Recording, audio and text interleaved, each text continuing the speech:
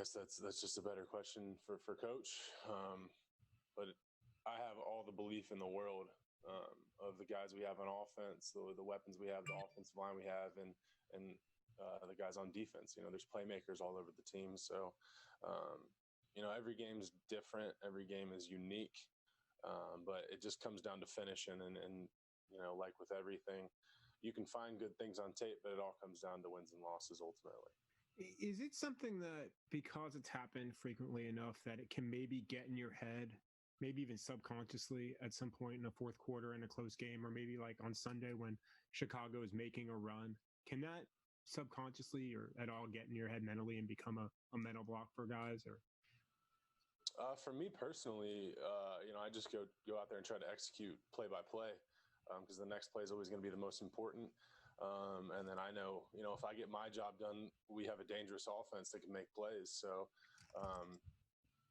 I think to broaden your scope of focus to the entire game and every player and what's going on, you'd be just clouding your mind and not being able to get your individual job done. So, my focus on every single play is to just get my job done. And if that play doesn't go how you want it to go, then you can control how the next play goes. And like I said, there's big play potential, and there's dangerous weapons all over the field on offense. So I'd be doing my team and myself a disservice if I wasn't just trying to focus on myself play after play. Thanks. Do two more, Jen, then Dave. Hey, Taylor, last season you guys had 7 fourth quarter leads that didn't turn out to be games that you won, blown leads. And then again, to start the season this year, how do you make sure that, how frustrating is it to see this season start off the way that last season ended up, especially with the emphasis this offseason on dagger time and really being able to close out opponents? Yeah, I mean, it's definitely frustrating because, like I said, whatever you see that's good on tape, it all comes down to wins and losses.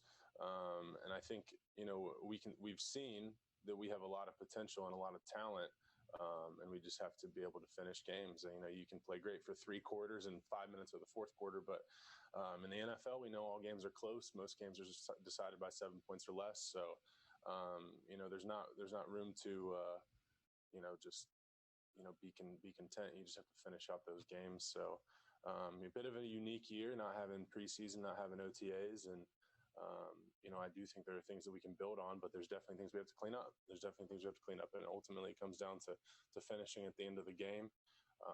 All the teams are too talented to not try and play 4 quarters of football.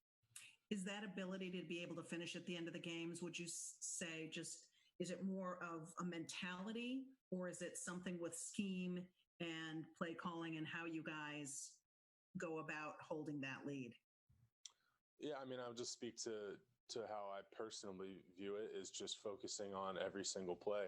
And we talked about dagger time and putting the game away, and dagger time and putting the game away can be footwork on an outside zone play. For me, it can be, if we have a double count, focusing on not jumping off sides. It doesn't have to be this 70-yard, touchdown bomb down the field, big run. It comes in all phases of the game. It comes in really wherever you can apply it. So, I think the big thing, like I said, for me and moving forward is just continue to focus on every single play, because you never know which play could be the one that can make a big difference. Thank you very much. Dave, last one. Taylor, just to kind of follow up on what you were talking about with Jen there and Mike before, I know you said, you're trying to execute every play and focusing on some of those details. But as a captain, have you noticed, with anyone else, I don't know if it's defeatist, but, that here we go again when something goes wrong late? And if so, what do you say to some of your teammates that, may be down about something like that? No, I mean, I don't see that at all in our team. I mean, at the end of the day, I mean, we put ourselves in a position at the end of the game to still go try and win the game, all mistakes aside. And, like I said, it just comes down to executing play by play. And we know those games are going to be close, so you never know when that play is going to come up where you can make a big play. But, it doesn't come down to just one play.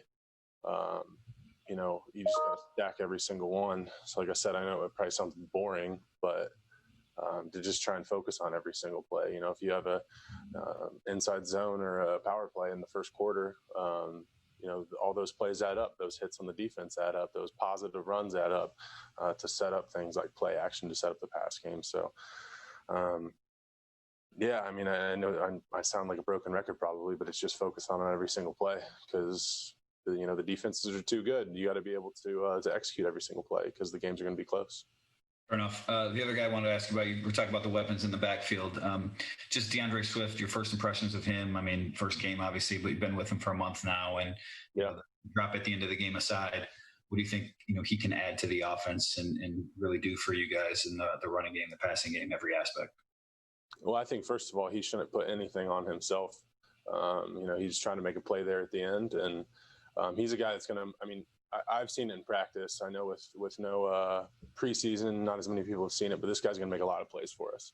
Young guy's super talented. He's going to make a ton of plays for us, and we're all going to rally around him. I mean, I know he's probably a little in the dumps about that play, but we have all the confidence in the world in him because he's going to be a weapon for us. He's going to help us win games. So, you know, like I said, you never know. Like I said, it's never going to come down to just one play.